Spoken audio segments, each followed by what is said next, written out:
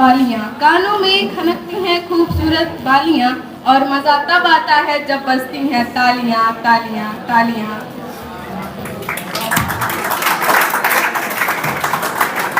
विद्यायां विकास नेतृत्वेण साध्यन्ते। अस्माकं विद्यालयस्य संस्थायाः मार्गदर्शक प्रेरणास्रोत च अस्ति श्री निर्देशक श्री मुरली Yadav. Now it's my honor to invite our respected director sir, Mr. Murli sir, to share his valuable words with us. His guidance has always been pillar of strength for all of us. Sir, we request you all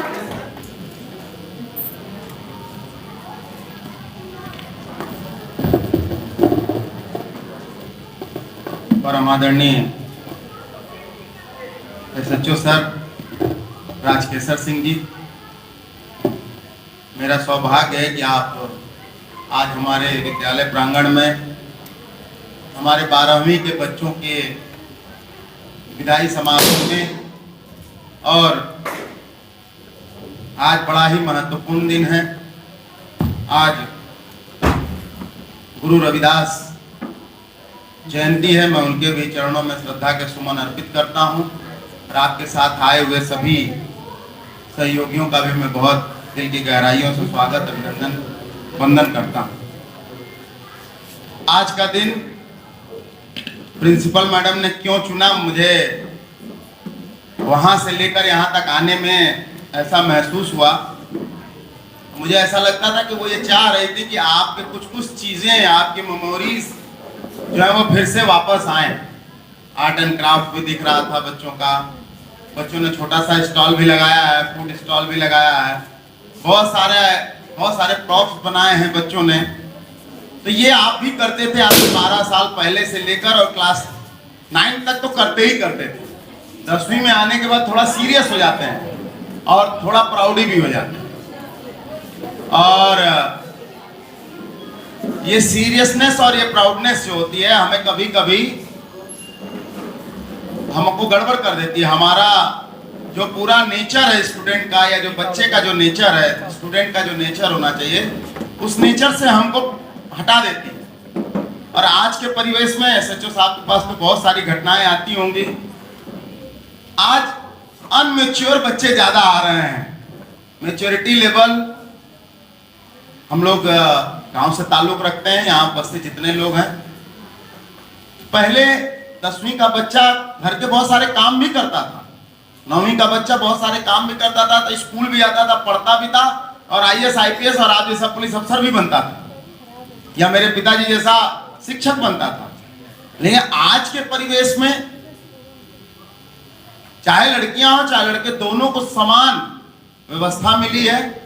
माँ बाप बिल्कुल नहीं चाहते कि मेरे बच्चे को कोई काम कहे जिससे कि उसकी पढ़ाई डिस्टर्ब हो, लेकिन बच्चा पढ़ाई के अलावा सारे डिस्टरबेंस को करता है। जो सबसे बड़ा उसका आज का डिस्टरबेंस है, जो सर के पास सबसे ज्यादा प्रकरण आते हैं, वो है मोबाइल फोन से रिलेटेड प्रकरण। आज साइबर अपराध किस कदर और किस स्तर पर है, सर से बेहतर कोई नहीं बता सकता।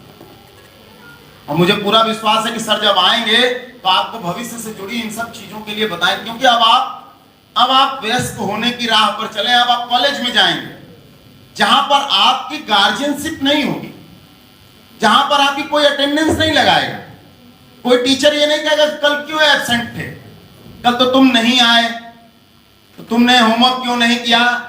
एक गांव में कहावत है, और सब बड़ा समझते होंगे, और गांव की महिलाएं ज्यादातर कहती हैं, सर पढ़ा चाहे ऊपर पढ़ा, आप पढ़ेंगे या चाहे नहीं पढ़ेंगे, उनको आपके प्रोफेसर लेक्चरर को कुछ फर्क नहीं पड़ता। चाहे आप IIT में हो, चाहे आप मेडिकल कॉलेज में हो, चाहे आप CUT के थ्रू किसी बड़ी यूनिवर्सिटी में हो, दिल्ली में यूनिवर्सिटी में हो, जामिया में हो, JNU में हो, हैदराबाद, कहीं भी हो, आपको कोई पूछने वाला नहीं है कि आप कर क्या रहे हैं। आज का दिन बड़ा ही महत्वपूर्ण है, और बड़े महत्वपूर्ण दिन आपकी विदाई समारोह रखा गया है। जिस व्यक्ति ने कहा कि मन चंगा तो कटौती में गंगा, अगर आपका मन चंगा नहीं है तो आप कहीं गंगा को महसूस नहीं कर सकते। इसका मतलब उन्होंने ये नहीं कह दिया था कि आप धार्मिक काम छोड़ दीजिए, उनका कहने का मतलब यह था कि आपका मन सही होना चाहिए, साफ होना चाहिए, पवित्र होना चाहिए। पढ़ रहे हैं, व्हाट्सएप पे किसका मैसेज आया, ध्यान वहां है। पढ़ रहे हैं, मैंने तो कल फोटो लगाई थी फेसबुक पर, कितने लाइक किए। अब उस फोटो को कोई यूज कर रहा है चैट जीपीटी में, उस फोटो को अब यूज करेगा। अब तो बहुत सस्ता वाला आ गया, वो चाइना वाले ने लॉन्च कर दिया, क्या नाम है उसका, डीपसीक। अब और समस्या पुलिस के सामने आएगी, किसकी फोटो कहां लगा देंगे, किसका। हम तो रोज डरते हैं कि क्या पता कल को कौन किसकी फोटो लगा दे।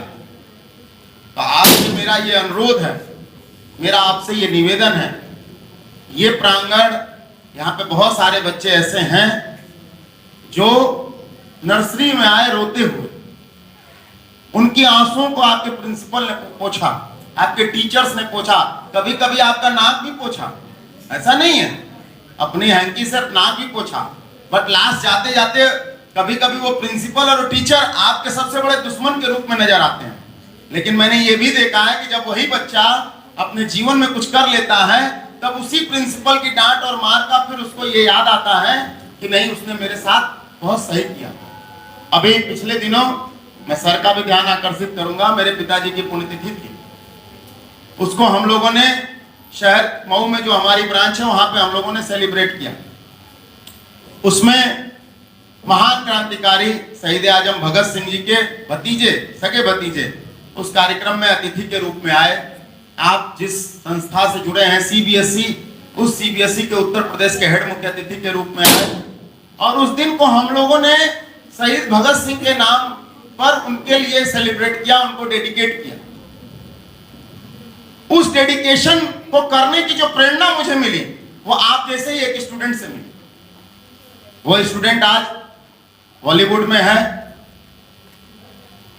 वो आज महेश भट्ट के साथ बहुत सारी फिल्में कर रहा है, उनके साथ असिस्टेंट डायरेक्टर है, कई फिल्मों में काम कर रहा है, कई सीरियल्स में काम कर रहा है। ऐसे ही वो आया घर मऊ तो मेरे से मिलने आ गया, देखा तैयारियां चल रही थी, मैंने कहा कैसे सर घर आए थे, तो मैंने कहा आपसे भी मिल लूं, क्योंकि आप लोगों का मेरे जीवन में बहुत योगदान है और खास करके मैनेजर सर का बहुत योगदान है।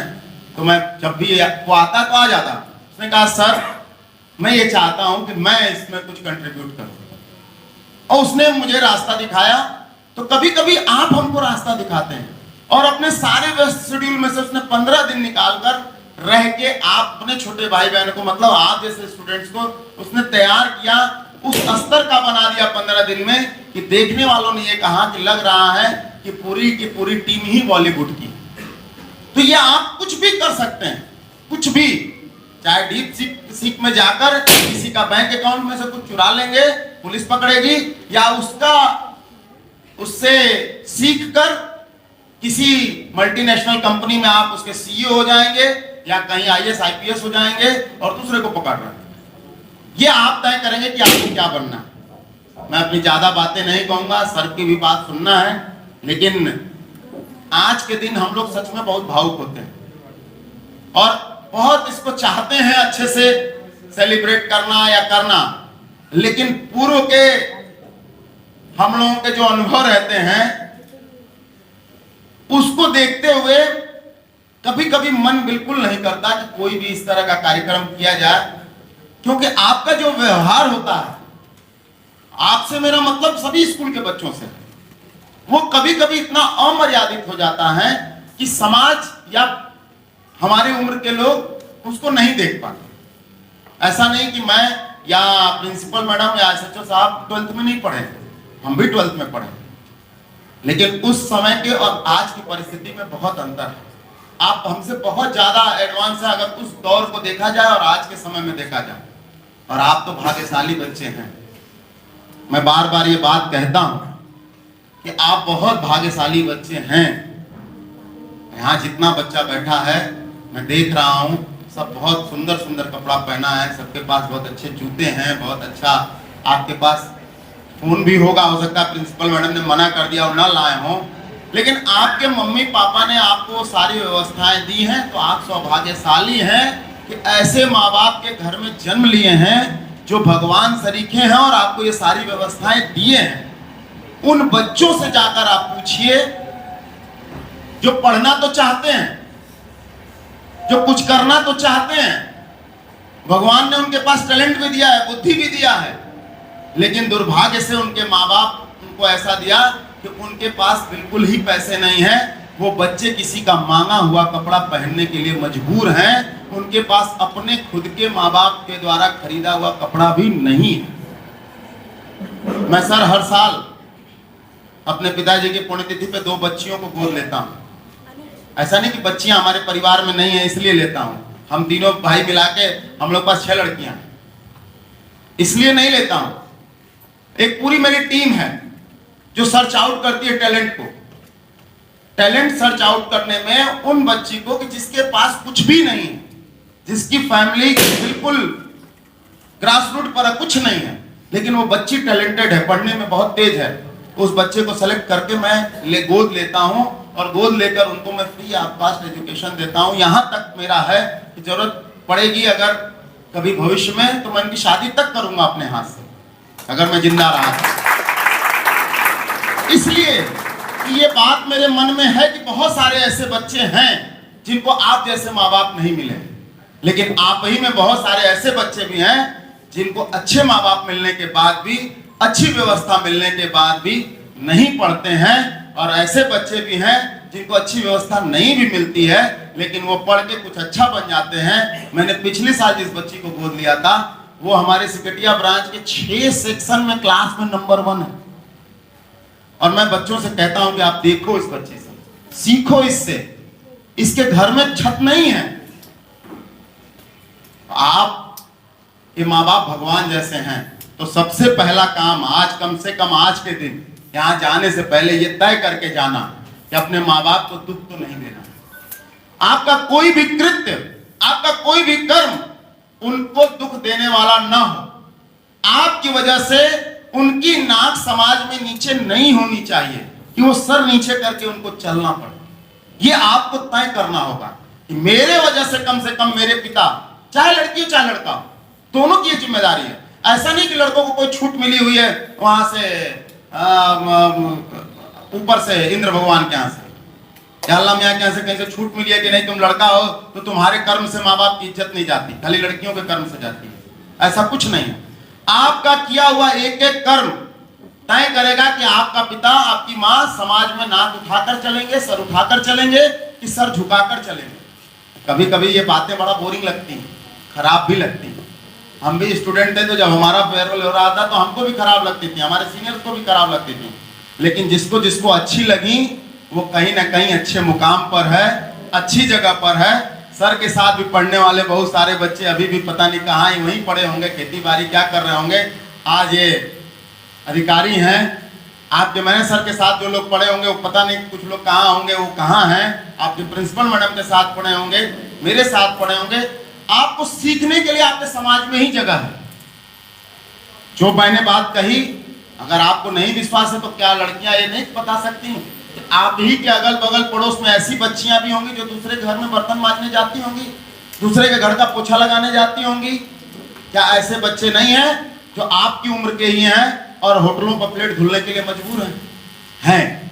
ये इसी समाज में हो रहा है, और वो इसलिए नहीं है कि उनको जन्म से ये मिला हुआ है, इसलिए है कि उनके कुछ है उनकी जिंदगी में जिससे उनको माँ बाप उस स्तर के नहीं मिले। मैं बार बार इस बात को जोर दे रहा हूं कि आपको माँ बाप भगवान जैसे मिले हैं, उनकी पूजा, उनकी इज्जत, उनका सम्मान उस भगवान की तरह करिए जैसे आप दुर्गा जी, काली जी और जिसको भी मानते हैं वैसा ही मानिए। अगर ऐसा मानेंगे, उनके सम्मान में हमेशा अपना सर झुकाएंगे, उनको अपमानित होने से हमेशा बचाने के प्रयास करेंगे, तो आपकी तरक्की को आपको कोई रोक नहीं सकता। अंत में मैं सिर्फ इतना चाहता हूं कि आप यहां से निकलने के बाद खुले आसमान में उड़ने का रास्ता लेकर जाइए, उड़ने का सर्टिफिकेट लेकर जाइए, जमीन पर रेंगने का सर्टिफिकेट मत लेकर जाइएगा। आपके पास अभी समय है, एग्जामिनेशन अच्छे से दीजिए, अच्छी यूनिवर्सिटी, अच्छे IIT, अच्छे इंजीनियरिंग कॉलेज, अच्छे मेडिकल कॉलेज के लिए प्रयास कीजिए, अच्छी यूनिवर्सिटी में जाइए और इस क्षेत्र का, अपने गांव का, अपने परिवार का, अपने माता पिता का नाम रोशन कीजिए, जिससे जब आप कल हमको मिलें और तो हम भी सीना उठाकर चलें कि नहीं, इस बच्चे को हम भी पढ़ाए हैं। आपके प्रिंसिपल मैडम भी नाक ऊंची करके चले कि नहीं, इस बिटिया को मैं पढ़ाई हूँ, 12 साल मैंने इसको पाला और आज ये यहाँ पर है। आज वो बच्चे जो अच्छी जगहों पर हैं आते हैं तो अपना भी सीना चौड़ा होता है। और मैं आपको दे तो कुछ नहीं सकता, लेकिन आशीर्वाद जरूर दूंगा। मैं ये चाहूंगा कि मेरे यहाँ का सभी बच्चा क्लास 1 अफसर बने, इससे नीचे कुछ ना बने। धन्यवाद। जय हिंद। जिंदगी एक किताब है, इसको बस तुम पढ़े चलो।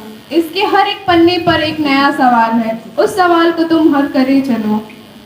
मंजिल कितनी दूर है ये तो हमें पता नहीं, बस तुम खुद पर भरोसा करो और आगे बढ़े चलो। Thank you sir for your valuable words.